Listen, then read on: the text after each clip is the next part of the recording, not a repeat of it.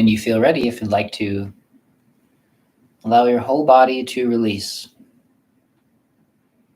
softening through your structure into the chair or into the ground.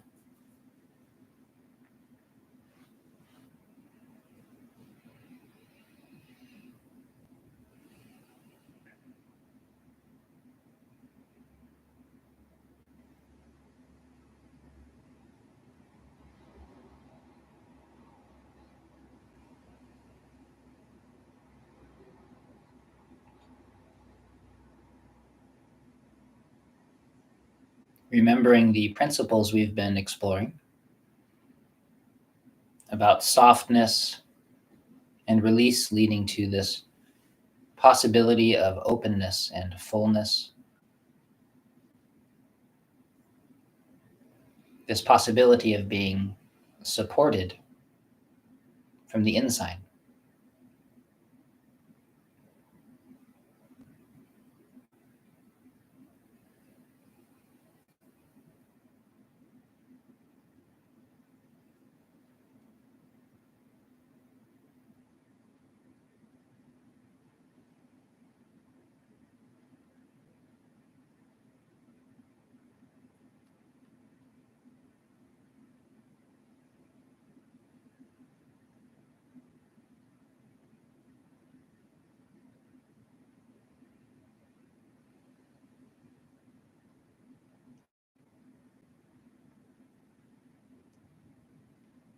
With every exhalation, softening further.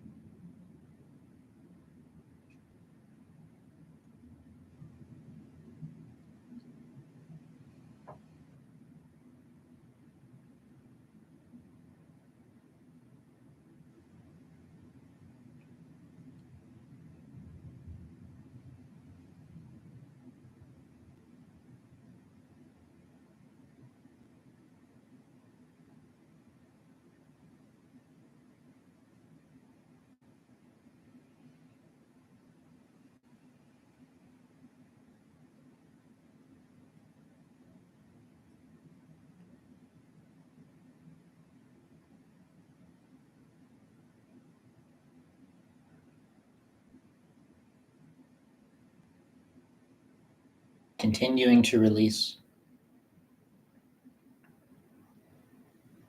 Releasing in all the various directions that we've been exploring. For those of you that have been joining the classes, learning about the various pathways through the body and how to make space for them by softening open, softening long.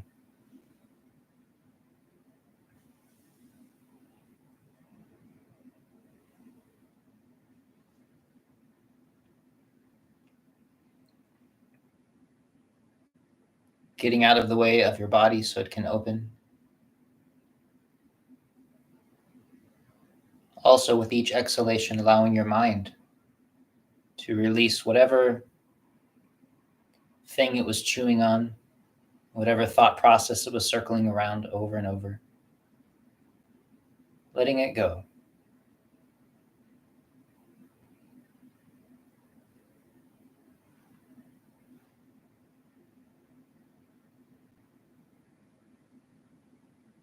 Allowing your mind to soften into clarity and stillness, presence.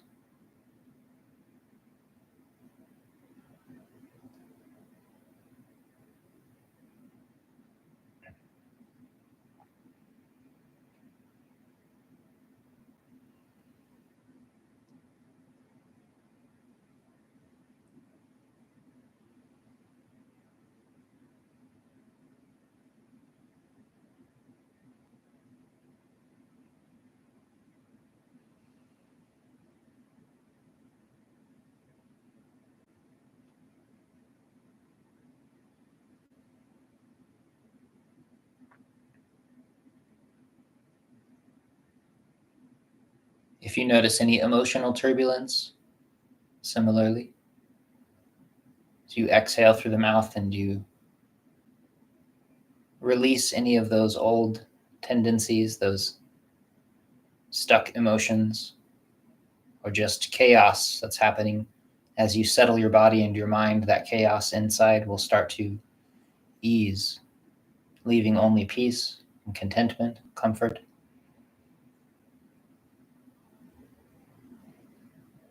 Quiet presence.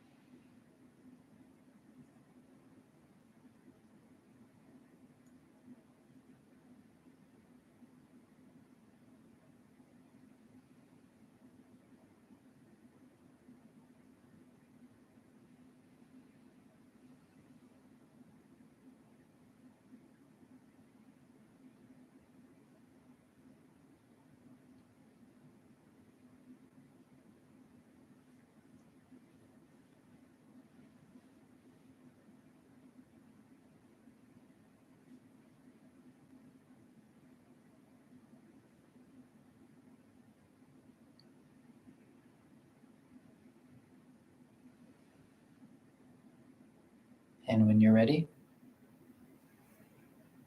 make sure your hands are warm and alive before working with them. Good evening, Steph.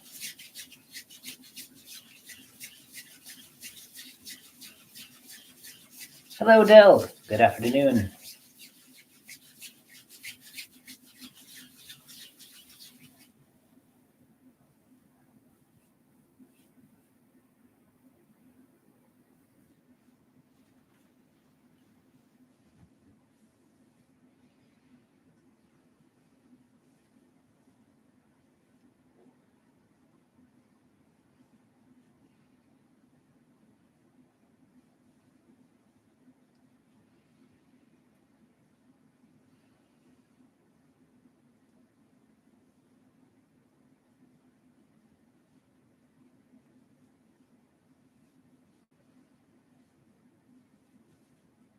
Continuing to release your neck as you stimulate the crown. Careful not to push too hard so that your neck is forced to stabilize itself as you're trying to shove it from side to side.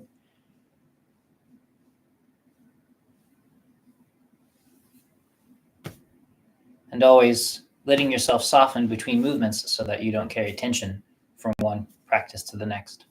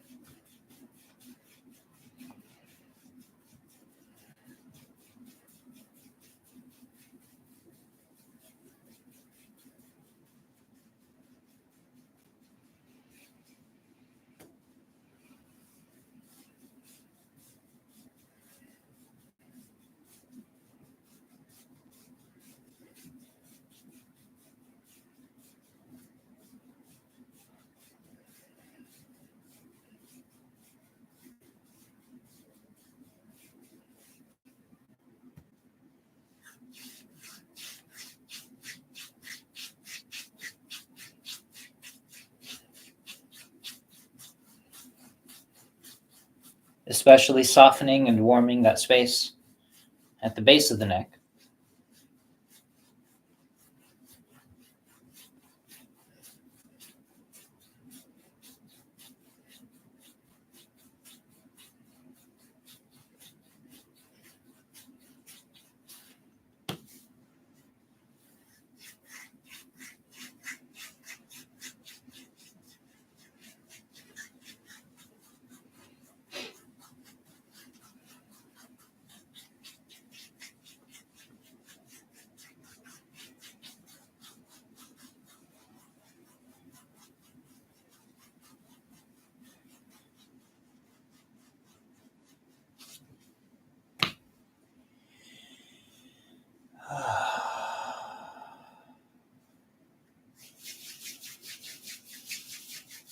Remember to continuously make your hands softer and softer. And one way of thinking about this practice, this is the practice for learning how to begin softening your hands. But only as long as you are continually softening your hands.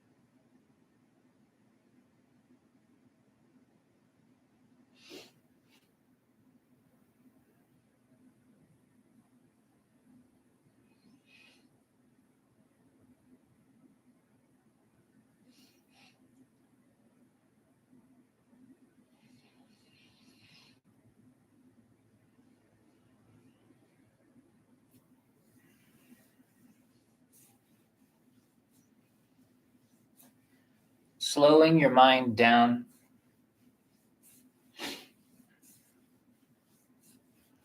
So that you're not busily trying to get through the set or to do anything, Instead, you are just here. The main practice of this set is simply being present and soft, connecting with your body, letting go of your hands, softening the fascia. You're just here.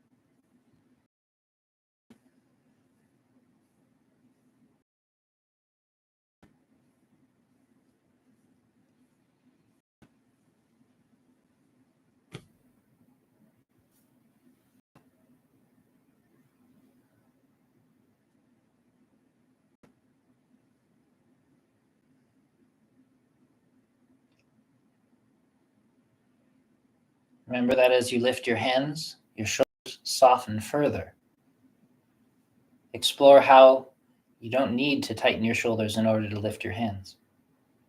Let the weight of your arms help your shoulders sink even more.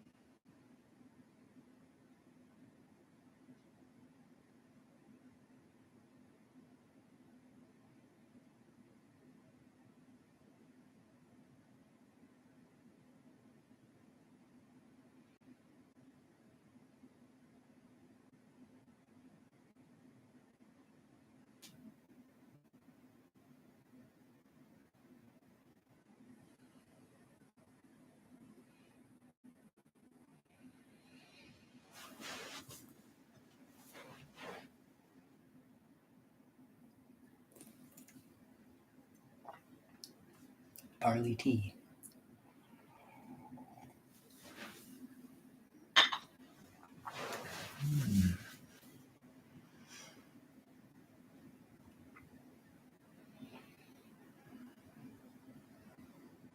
That's really great.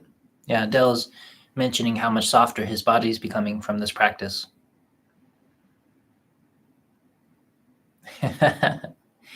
Yeah, it's really, this set is just wonderful.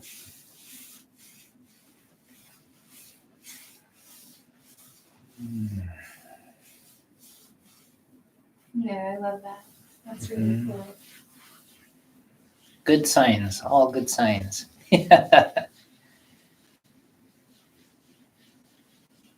And we're only halfway through.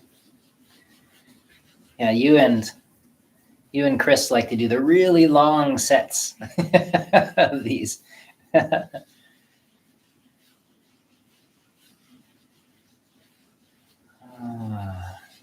Warming, open, all the way around.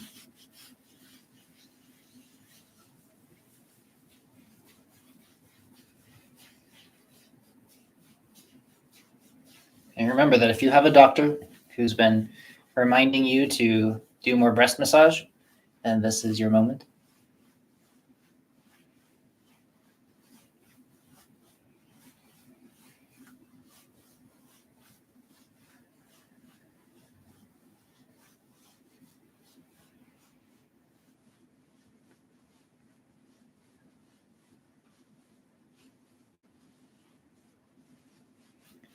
And as we say in every class, if you are joining us for perhaps the first time, or you're following along and you're not quite certain what's going on, please check down below the video in the comment section for an introductory lesson to this particular practice. And it will make it much easier for you to follow along with these live sessions that we're doing.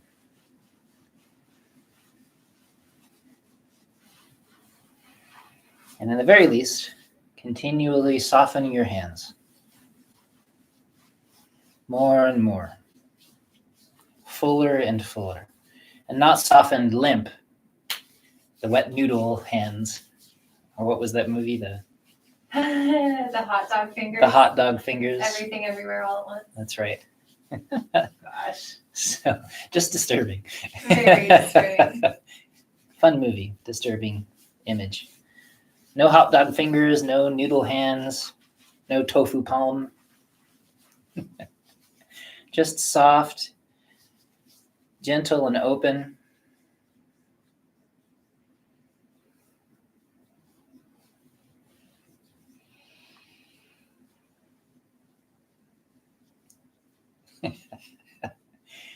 The Kung Fu fanny pack visual, though, was one of my favorite martial arts sequences.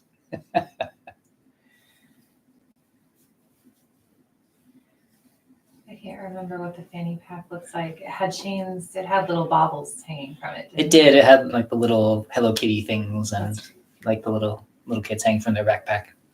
I can't remember what else.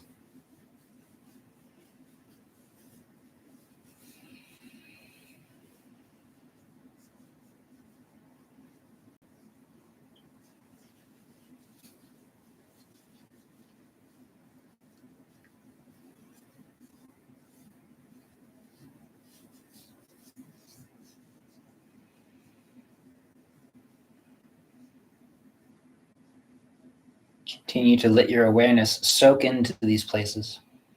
So today, for some reason, these points are responding better to me to have just one or two fingers touching them. So you continue to try different techniques and pay attention to the actual release, the feeling of letting go, and just move in whatever way is most encouraging for that.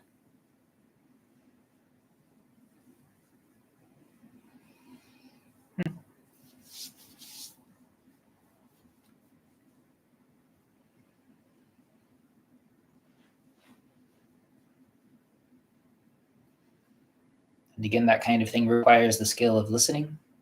Oh, you turn that on? Yeah. I forgot. And listening requires the skill of being quiet, making space so you can hear and experience and learn new things, and not to be constantly overwhelmed by our own noise.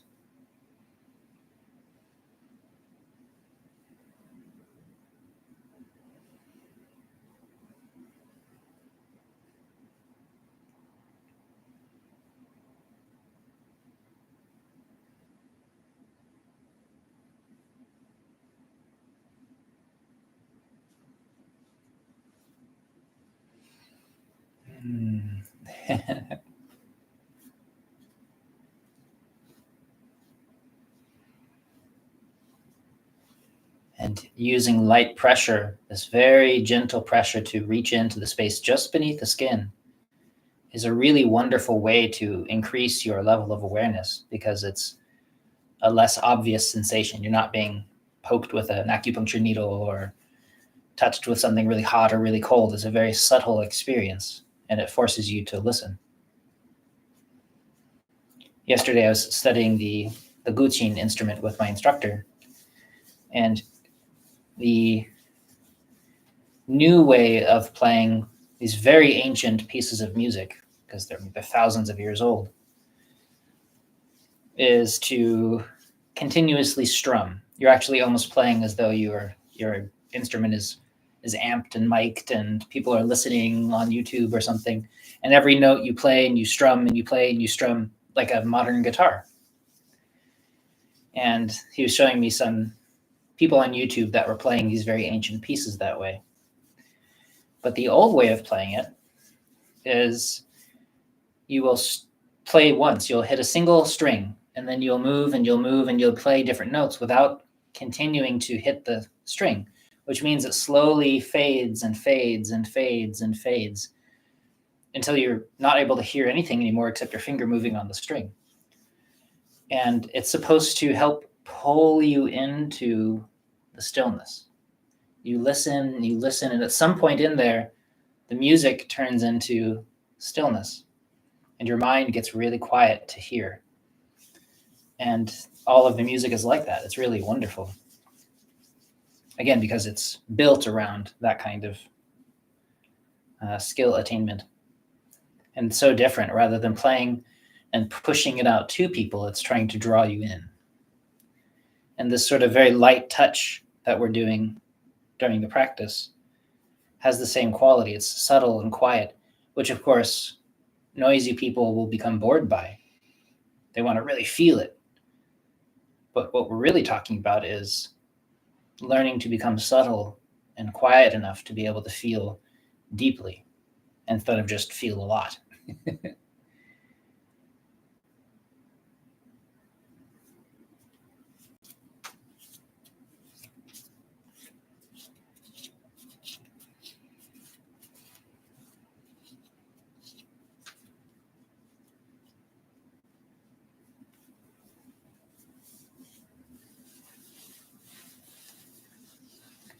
And we missed having you I there. never see you do that arm.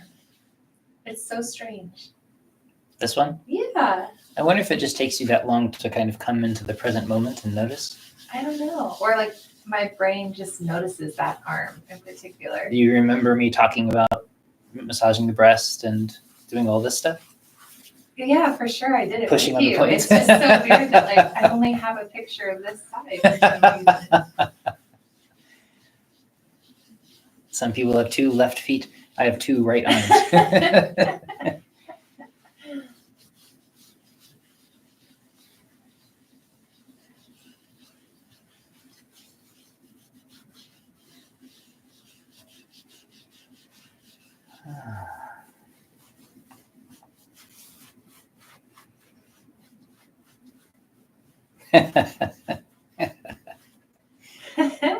Strange black magic. I agree, Del.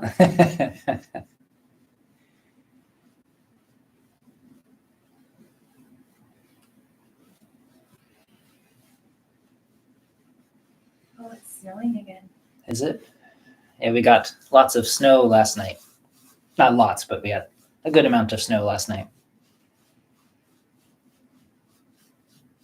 It's supposed to snow until about 4. Oh.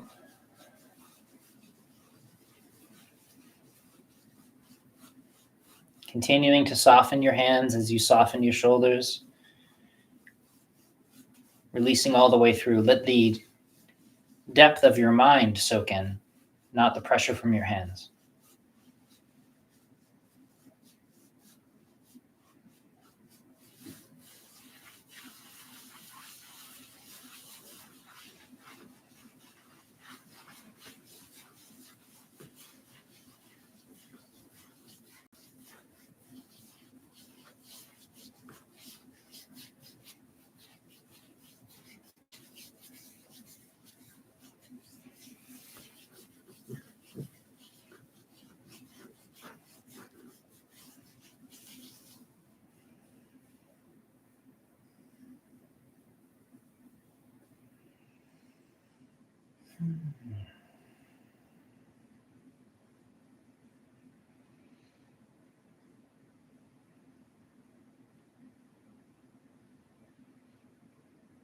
Connecting with the point in any way that feels like it's doing the most good. Letting your awareness soak into that space beneath the skin, noticing the sense of warmth and spreading. Filling your body with your awareness.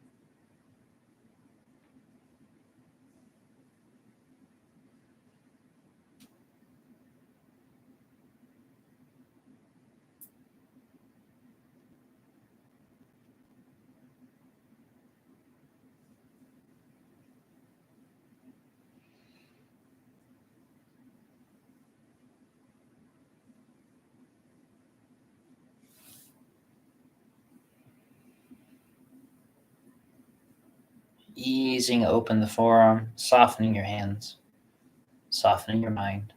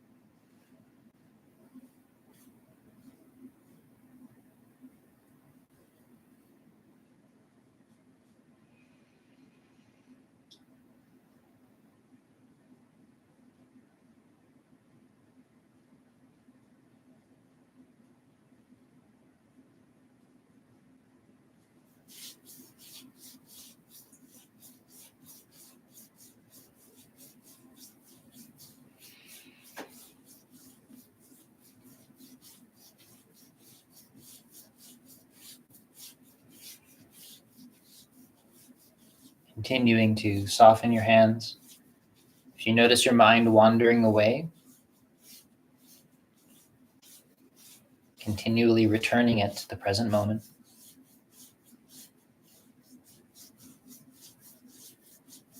Perhaps cultivate some deep and abiding interest in what you're doing, which is just a way of letting the mind want to be here.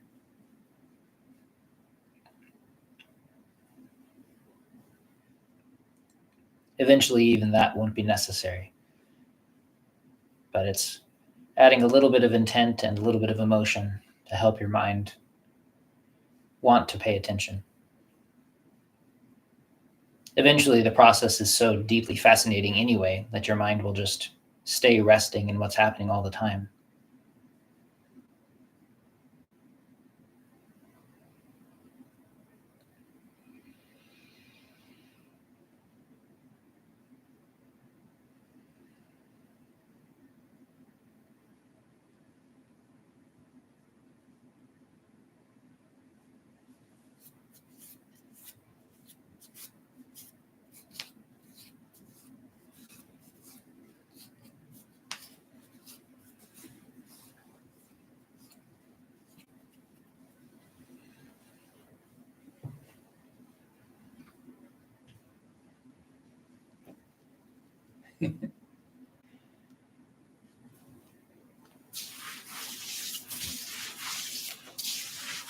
Hopefully tonight, Melanie and I can record another I Ching podcast. Yeah. Turtle talk. Turtle talk. We were going to last night and we realized, oh, we should really put some structure around this. Yeah. Because this book is overwhelmingly complex, at least to me. It really is complicated, yeah. There's so much to it.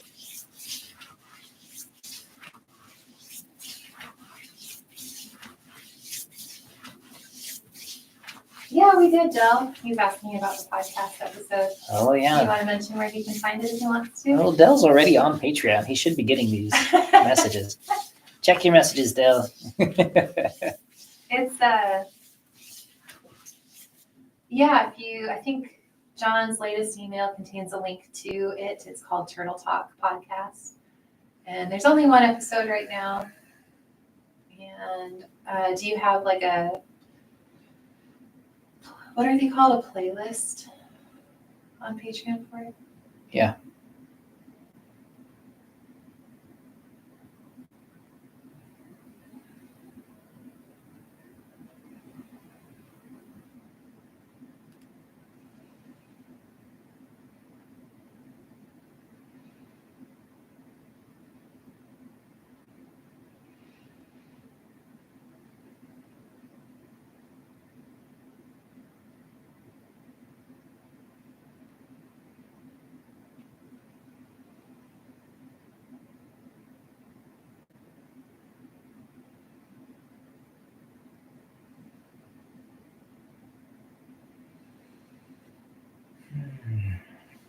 Yeah, everybody's a big fan of Mel. Her stylish speaking. She's already been getting accolades. You're the fan, but I'm the only fan that matters.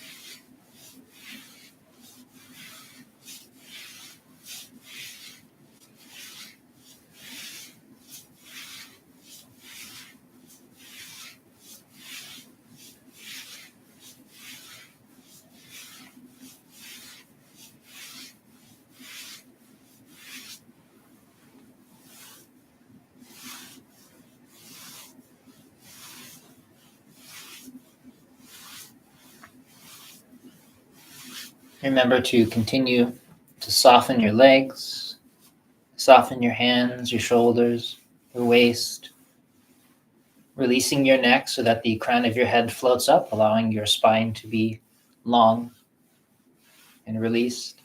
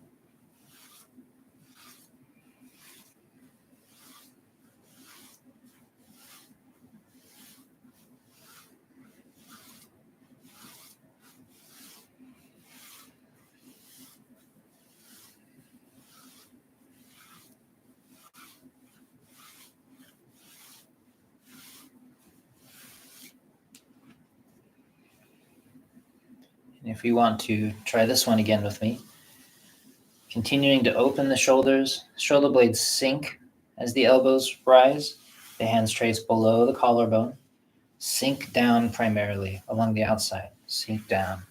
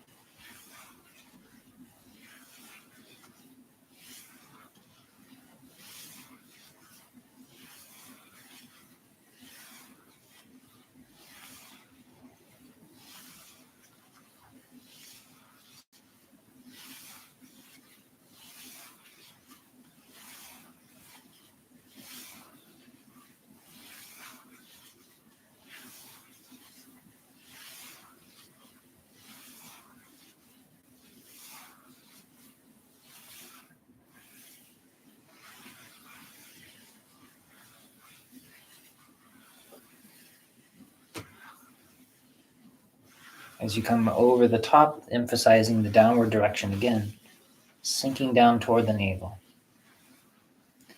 If this starts to tire your shoulders out, please always feel free to do fewer or to do them softer, or just to take a break.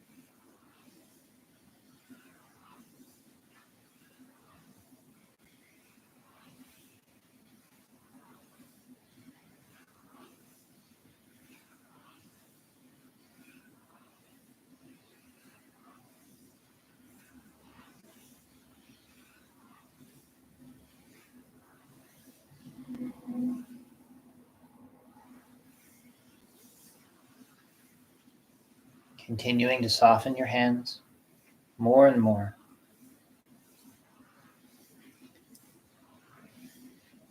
It isn't as though we've just moved from hard to soft and now our hands are soft.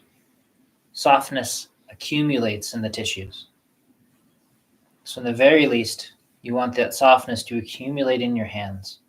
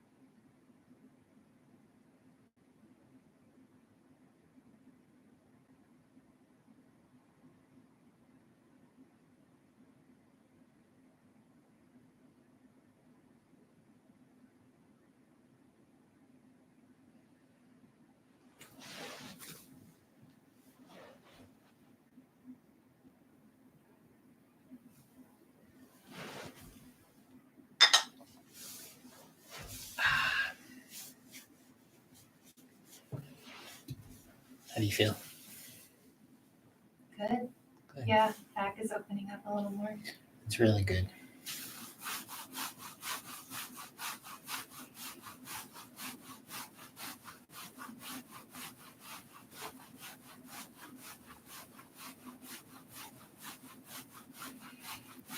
And just as a reminder to people who may have missed it in other discussions, the body will tense and grip for a lot of different reasons. Sometimes it's an emotional accumulation, and certain parts of the body grip most when we are feeling a lot of very specific emotions.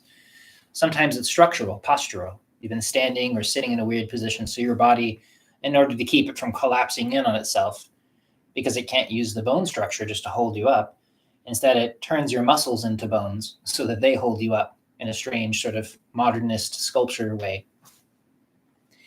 But another reason that the body will grip and tighten and become hard is because of weakness. If there's an area that's very deficient or weak, then it will tighten up to protect itself because it doesn't have that fullness and that strength to do its job. And so instead it relies on rigidity. And the lower back is one of those places where that's very common. If you didn't have a very specific accident or something, then very often the pain and stiffness people feel in that area, well, bad posture, of course, is part of it, but often it's a kind of fatigue, kidney qi deficiency in traditional Chinese medicine. And so by slowly nourishing the body, getting good sleep and eating well, doing Qigong, and learning how to fill the body with qi with the mind as we practice this Qigong practice, the back will slowly start to open and soften. And it's very commonly stiff and sore as it starts to loosen up a little bit, come back to life, which is very normal. But if you have a tight lower back in particular, then perhaps be extra careful on trying to force it open from time to time. That's get in there and somebody puts an elbow or a knee or they walk on your lower back or something. It may feel better for a day or something like that, but you've just made it more deficient, more likely to need to protect itself. And so it will probably tighten up again afterward, maybe even more than it was before. And so with the lower back and emphasize more nourishing and helping it fill with qi rather than trying to force it open. You will get better results.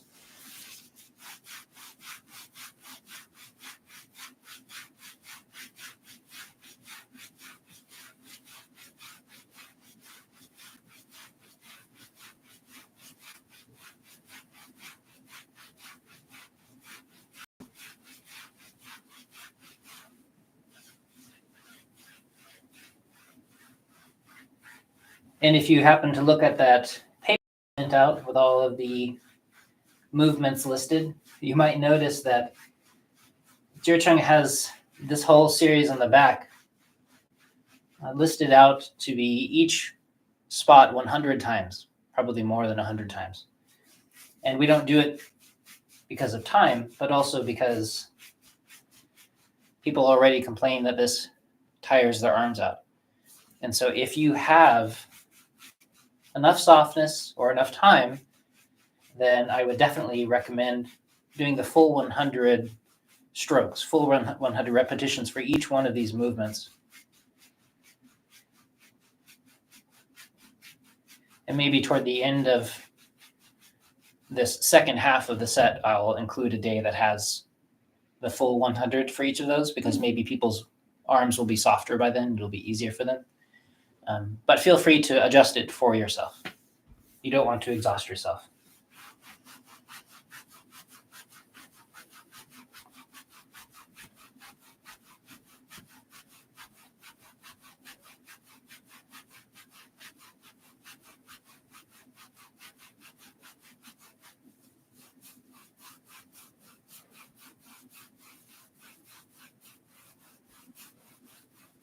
I also wonder what speed people who practiced the 100 movements in ancient times or whenever this was developed moved, like what their pacing was. That's a good question. Yeah.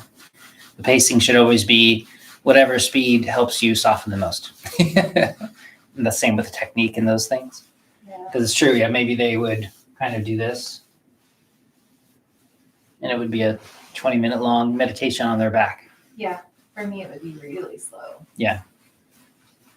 Well, if you try it, let us know. You got another 25 minutes in the class if you want to spend it all on your back. It does feel really good. Mm-hmm. Just having my hands resting on my lower back, this way, and allowing Qi to communicate into my back. When I was first learning acupuncture and first starting to study this form of Qigong, and I had constant back pain. This is before I learned snake and turtle and all of that. That was one of the few ways that I had to deal with back pain. I'd be going into class and I'd just be in constant pain. And so I just sit in the back of the room, my hands on my back, just letting the warmth of my hands soak in, and my back would feel better for half a day, and then I had to do it again because I was so deficient. That was back before I was sleeping or anything else. Mm. Sleep made one of the biggest differences for my back.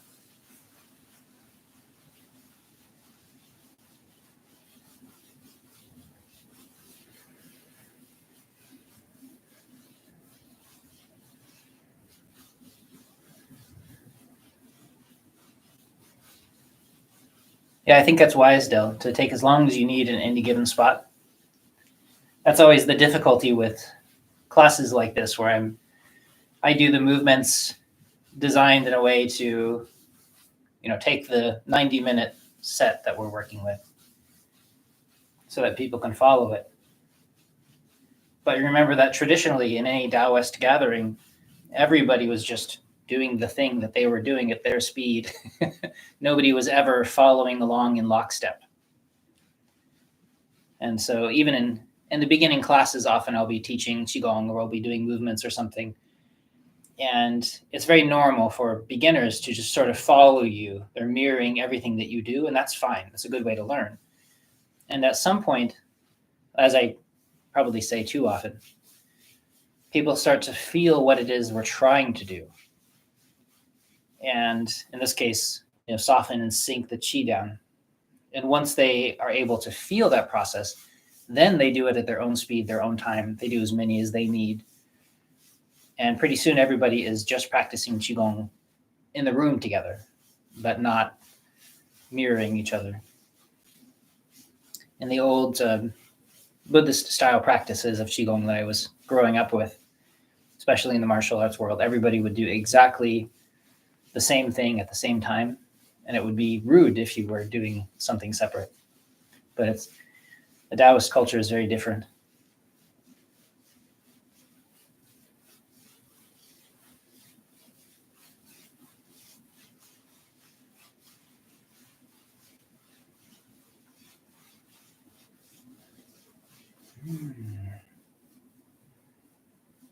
Here in my knees, for some reason, my palms feel better. The warmth soaking in feels good to my knees, better than the finger pressure that was feeling good on my upper body.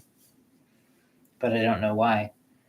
But I'd only know that if I knew the change that I was trying to create, this deep softening and this allowance of my awareness to soak in, this sense of spreading and healing and movement through my tissues.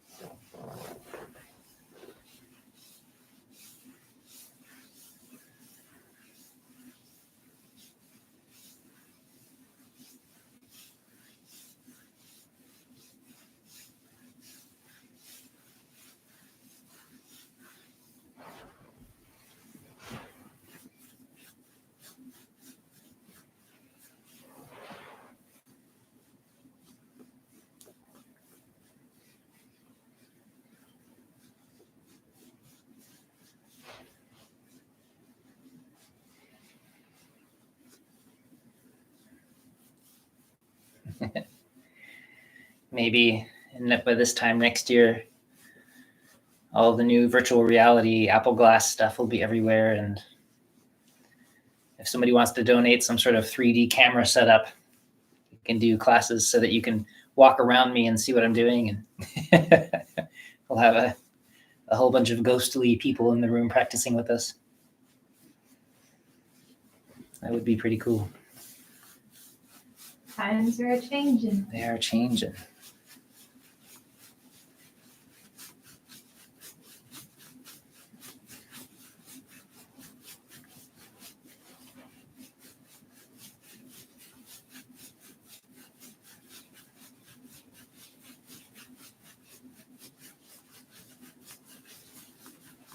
Yeah, it's amazing to think that it was only a few years ago that we all first heard of things like Zoom, and there was a little Skype before that, but it wasn't very good. And suddenly, the world runs on Zoom.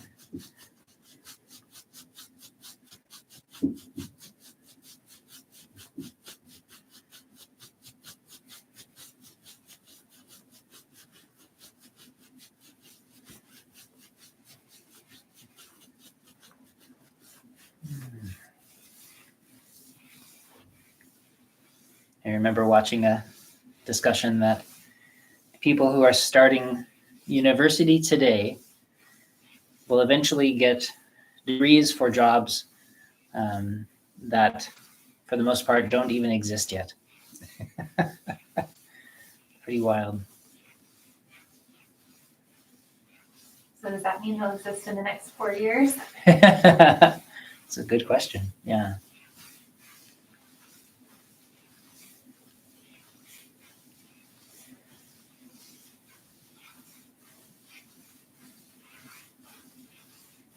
Whole person learning artificial intelligence psychology to deal with the deep depressions that these artificial beings will have.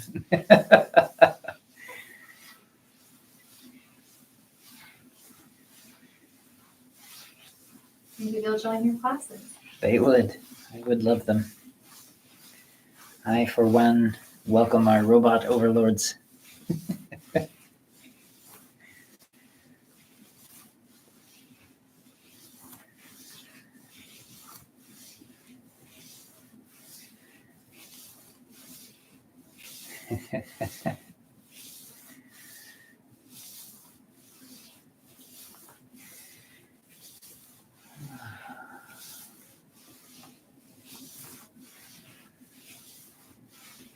And for a lot of these movements, we can slowly increase the number that we're doing,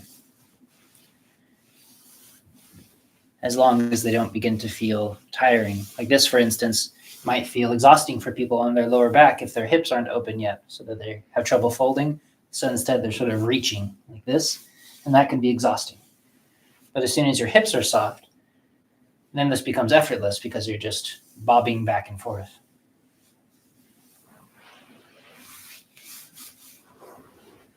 How does it feel? That looked Yeah, good. it helps me to place my hands on my hips. This area here as I'm doing that. To be more aware of the gua. Yeah. I'm going to come over here and demonstrate that. No, but you should. So Mel is showing that by placing your hands here in this inguinal crease, the gua. Gua is basically, if you were to detach my leg and reattach it, then that space where it reattaches, this line all the way around, is the gua.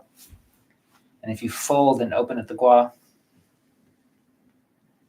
so it helps her to place her hands here so she can feel where that is more easily. Also, the warmth of the hands kind of dissolve a bit of tension there. Oh, good. Yeah, that's really good. Mel practices a lot of the Baduanjin, the 8 brocades, the 8 pieces of gold. Which we might be doing in the next 100 Which we days might series. do for the next series. We'll see. It's a version of it, at least, emphasizing something in particular.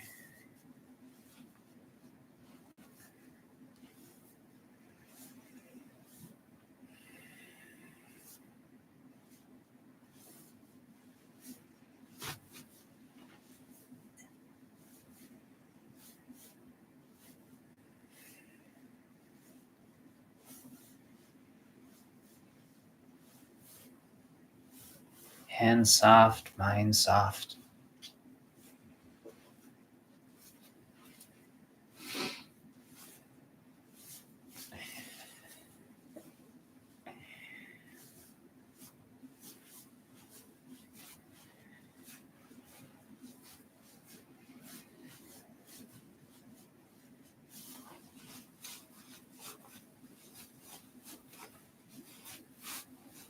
Remember that if you find that your lower legs, for instance, have a lot of tension and gripping to them, then perhaps spend extra time here. I'll just keep mentioning it. I know that sometimes people need a lot of permission to adjust these practices themselves or to do them their own way. As long as you're following the principles and you know what we're doing and why, then you can change them quite a lot. I probably do this set a little differently every single time I do it because I'm not following a schedule or the clock. I'm trying to listen to my body. Similarly, these acupoints, they're not where the book says or even where I say, but they are where they are located. Sometimes they're located in, very often they're located where the tissues cross, or there's a hole, or there's a point where sinews come together. Each point is slightly different, depending on its function and how it works in the body. But they're shaped and based through their body, which is why I could be in a pitch black room and have somebody there and find all the points on their body with just my hands, because my hands know the space to look for. And so you have to listen to your body. So for instance, when we're doing these hip releases and these kinds of movements, for people that have a lot more glute tissue in their butt, their bodies are shaped differently, then the position that they are releasing is in a very different position than my own. Same with their belly, depending on what's going on with their body. This is when I talk about reaching across the body and somebody has a lot of breast tissue, their movement has to look different. We have to change depending on how we actually are. And I'm not there with you to help. So for instance, here in the calf, all of these muscles and all of this shape that comes down from the calf and reaches back and attaches here on the side of this tibial bone above the ankle. When we reach and we find spleen 6, part of what we're finding is where this lower musculature attaches at the top and things attach from the bottom. And so there's this crossing point that occurs that you can often feel, and it's often sore. And this point can be found on different people differently. Some people are much taller than me. They're longer boned than I am. And so the point is much higher away from the ankle. Other people, I have a friend who has West African descent, and his calf muscles are way up here because that's the way his body is shaped. Everyone in his family is shaped like that. And the point itself is located higher because of where all of this is pulling down. There are taller people that have shorter legs. And so while we have to reach far up on their arms, their legs are the same distance as mine. And so you have to know how to look for these things, not just to try to copy, but to look and feel around for these points of attachment and connection. And that helps us to release appropriately and to know how our bodies are functioning. We have to pay attention to how we are.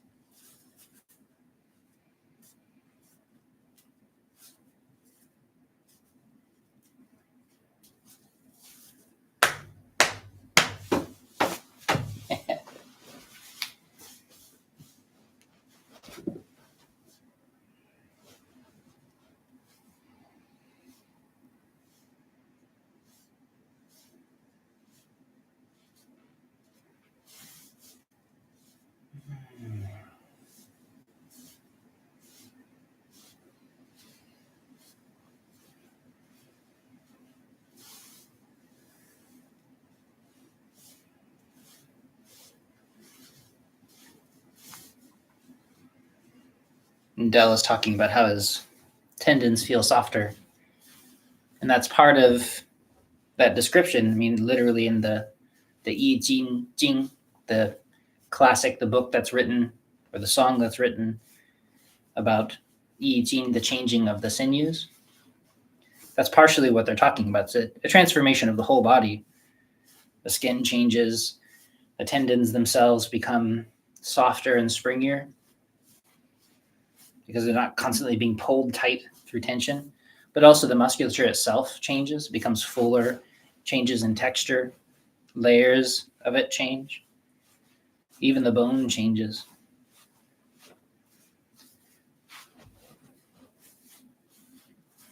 Your tongue is longer. Is that true, Steph? I can imagine how that would be true. That's cool. Mm-hmm. From softening? Yeah. Yeah. I have noticed how softening the tongue has such a huge effect on the spine or the back. Interesting. Yes, being able to, I don't know if it's just because I have so much tension in my tongue that it's constricting the lengthening. That's really of interesting. the back, but it definitely, like all this stuff in the face has an effect on the body. It really does. Which is just fascinating to me. For a little while when I was doing the, because I run donation clinics everywhere. I always treat for free. And occasionally, depending on where I'm moving, like for instance, in Costa Rica, we supported everything that we did. We paid for everything as often as we could with the donation. But then sometimes I'd have to go out and do a different kind of job. Like I was doing carpentry here, because I don't want to charge people for medicine. But one of the things I don't mind charging people for is like facelift acupuncture, aesthetic acupuncture. Because I'm not treating health concerns. I'm usually treating wealthy people that want to have fewer wrinkles. And it really does work. And it's interesting because a lot of the people that I was treating just for their face, their health concerns would still get better. Like their digestion would improve and all these other cool. aches and pains would vanish. I'm like, well, that wasn't what I was going for, but I'm glad it helped. Yeah. So everything really is connected.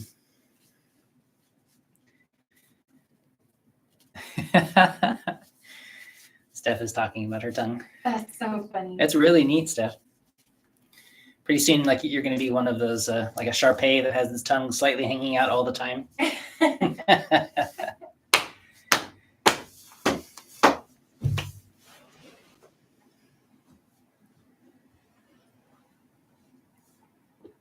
Yeah, and thank you everybody for being willing to share the changes that I've been going through. I've been getting messages from people.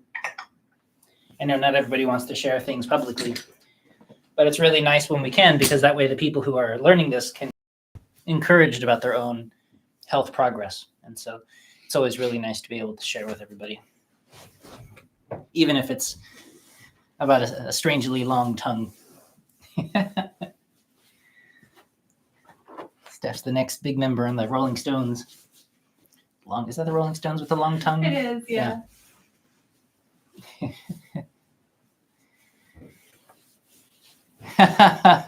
Ray is here. Hi, Ray. It's nice to have you. Any treatment for old age? Well, if you believe the classics, Ray, then it's that sweet dew that we swallow. But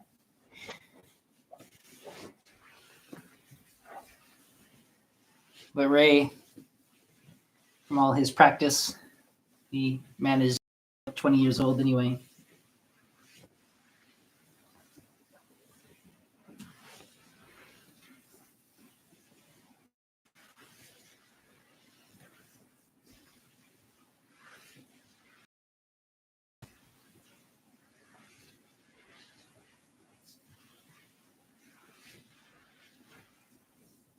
Remember to continue releasing as you move forward. Continue lengthening your spine. Don't pull yourself down.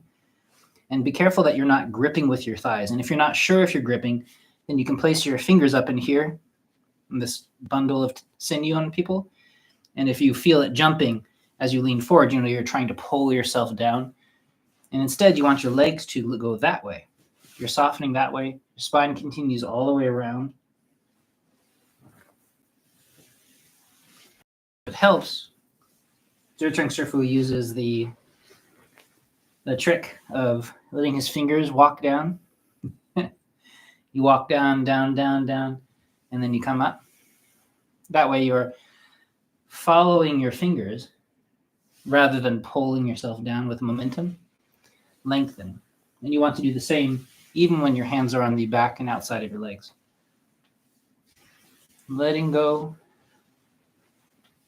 No matter how far down you get, make sure you don't hold your breath. Softening your throat. Don't hold your head up. And only go as far as feels comfortable. As feels easy.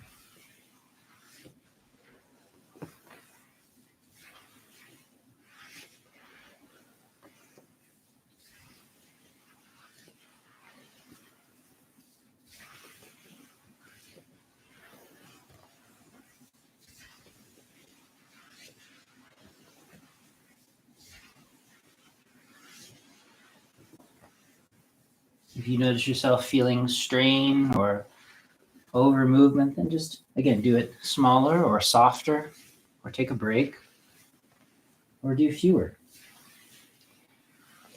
You'll notice even here at the end, I don't have any strain in my voice because I'm not hanging on to anything. I'm just lengthening forward. So if you find yourself feeling strain, then do a little less.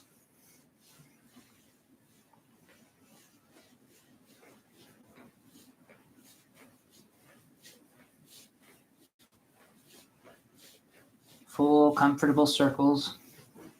Remember that your legs are easy. You can use your hands to help, leading with your toes and allowing the movement to get all the way under to the sitting bones.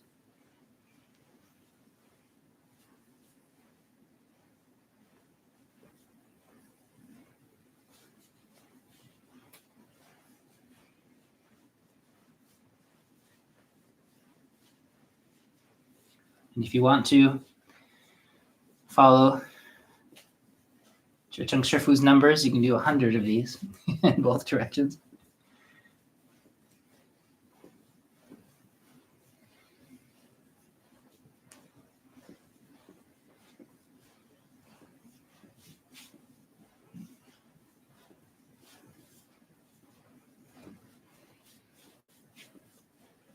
Again, that page with all of the list of the movements is on the Patreon page. It's free if anybody wants to grab it.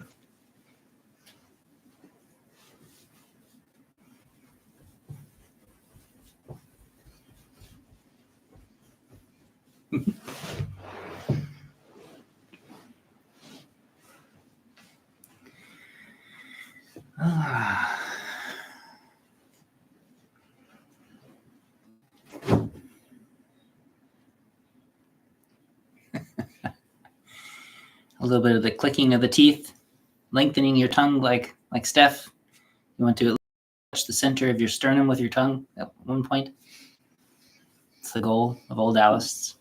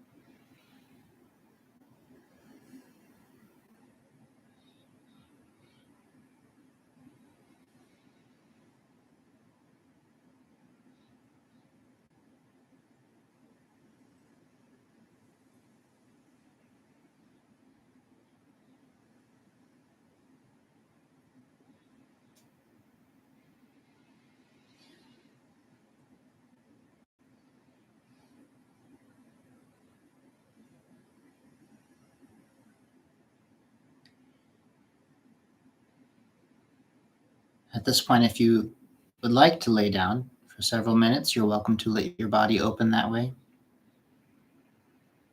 I'll stay sitting just because we ran through to the end of the class. But please do work at your own speed. Take your time.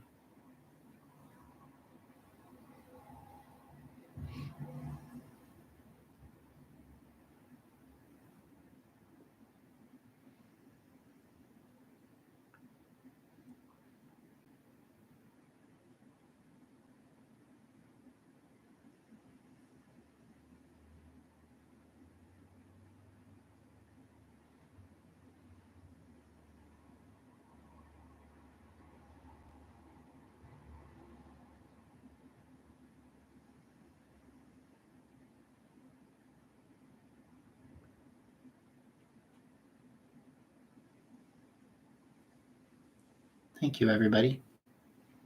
And if there's any questions, feel free to ask.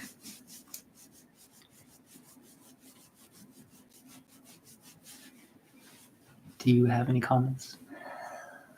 Anything you'd like to share?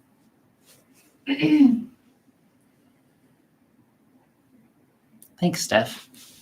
It's nice to have you. Are you feeling better?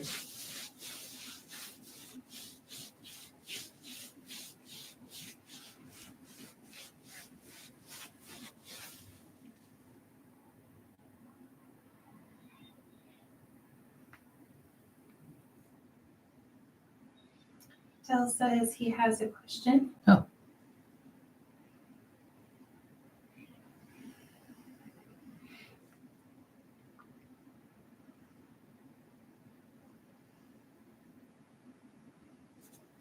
I'm really continuing to notice my skin feel different as I practice this every day.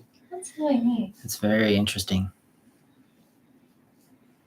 It feels physically thicker than it did before, all over my body. Wow. It was easier to notice in these places that were thin to start with. And I'm like, oh, this feels different. Mm-hmm. But I'm noticing it all over my body. Just paying attention to that layer.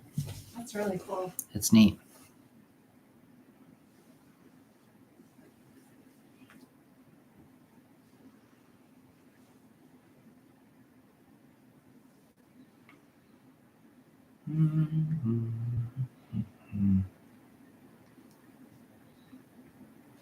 And while we're waiting for Del's question, I guess the comment that I would offer is just how much I'm appreciating the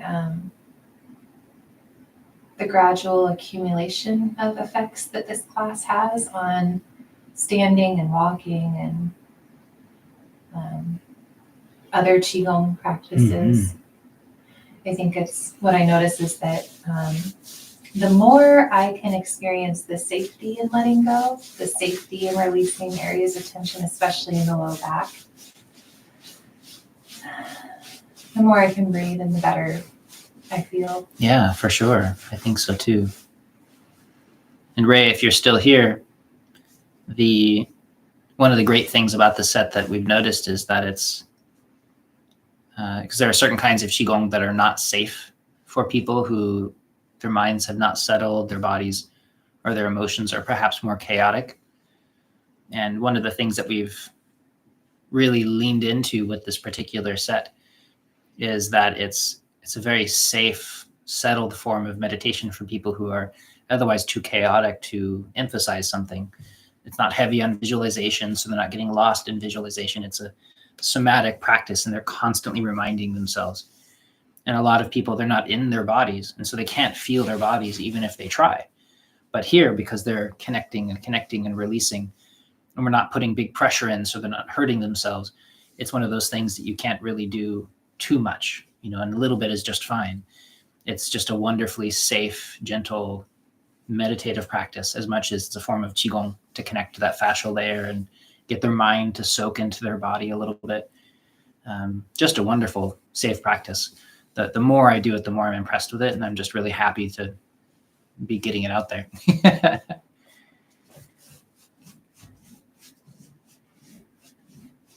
Ray is a wonderful teacher of Taiji and other methods, and he was one of my first Henyuan Taiji teachers as well. So it's really nice to have him here.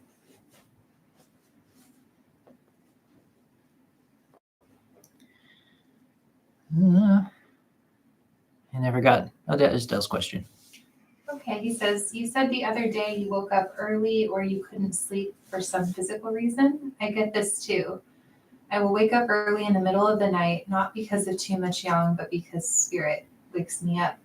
Does it ever feel like this to you or not? Kind of hard to explain, like the full moon and now these residual effects heighten my spirit energy. I think I'm not entirely sure what you mean by spirit energy. Because again, it's such a flexible word. I know some people use it to mean ghosts. Some people use it to mean God. Some people use it to mean just their mind. It's one way of talking about the Shen in Chinese medicine. Some people use it to mean like this huge, ever-present quality. And so you'll have to explain what you mean by the spirit energy.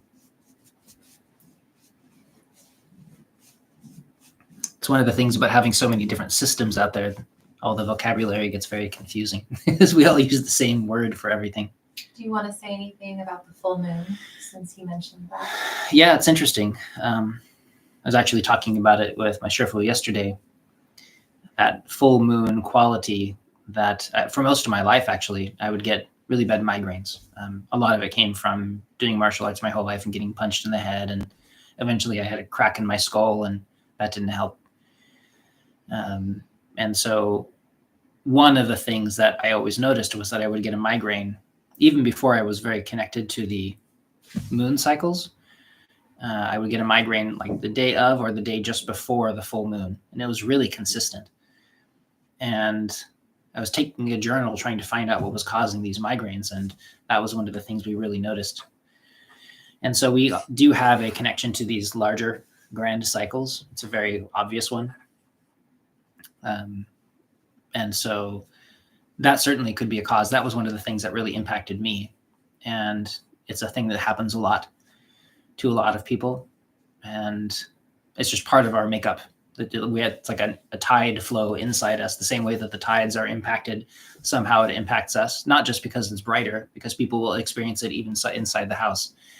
And so it's light that we talked about before, that penetrating vessel. But it's kind of a big subject.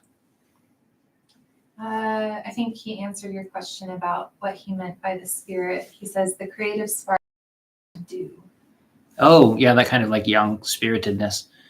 Yeah, that's more of the busy mind quality of the spirit.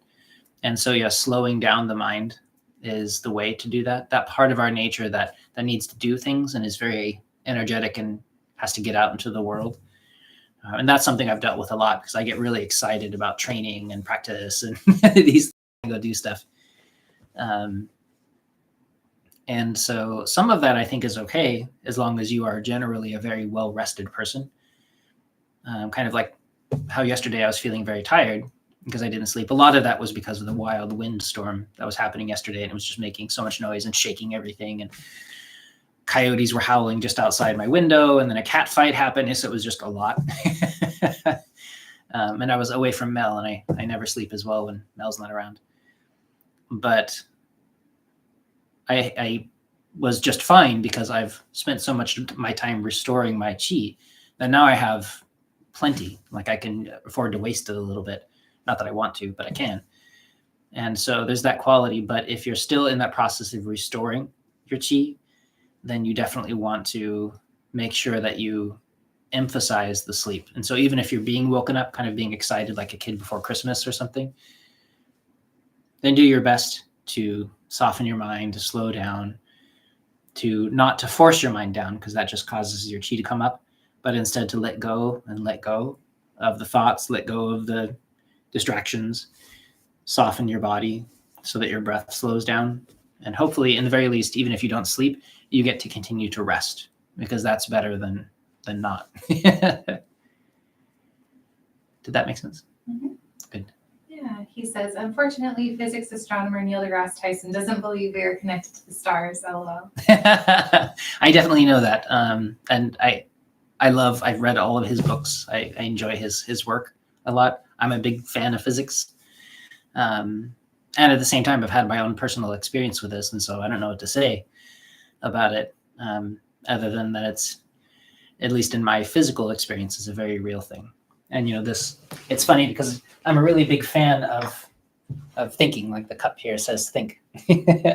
And as many times as I've run into people professing that they believe something that they have zero experience with, and they believe it based on not even knowing somebody that has experience with it, but maybe they know somebody who maybe talked to somebody who knew something, and so now they believe it.